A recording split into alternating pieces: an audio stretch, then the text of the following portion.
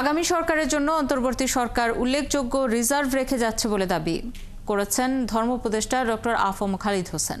শনিবার সকালে চট্টগ্রামের এলজিইডি ভবন মিলনায়তনে বাল্যবিবাহ নিরোধকল্পে বাংলাদেশ মুসলিম নিকাহ রেজিস্ট্রার ফোরামের উদ্যোগে বিবাহ রেজিস্ট্রারদের সাথে মতবিনিময় সভায় এসব কথা বলেন তিনি। গত ৮ মাসে রিজার্ভে হাত না দিয়ে দেশের অর্থনৈতিক স্থিতিশীলতা বজায় রেখে সরকারের উদ্যোগে রেমিটেন্স প্রবাহ বেড়েছে বলেও জানান তিনি। আয়োজিত মতবিনিময় সভায় বক্তারা বাল্যবিবাহ নিরোধ, স্থায়ী ঠিকানায় কাজের মাধ্যমে বিবাহ, তালাক নিবন্ধন আইন প্রণয়ন এবং বিবাহ নিবন্ধন ফি ৩ ভাগে ভাগ করার সুপারিশের বিষয়ে আলোচনা করেন।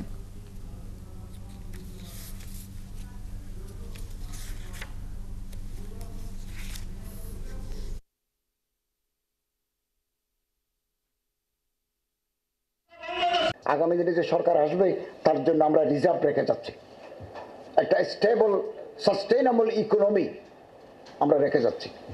আমরা ৮ মাস দায়িত্ব নিয়েছি, ৮ মাস হলো, আমরা রিজার্ভে হাত দিই নাই।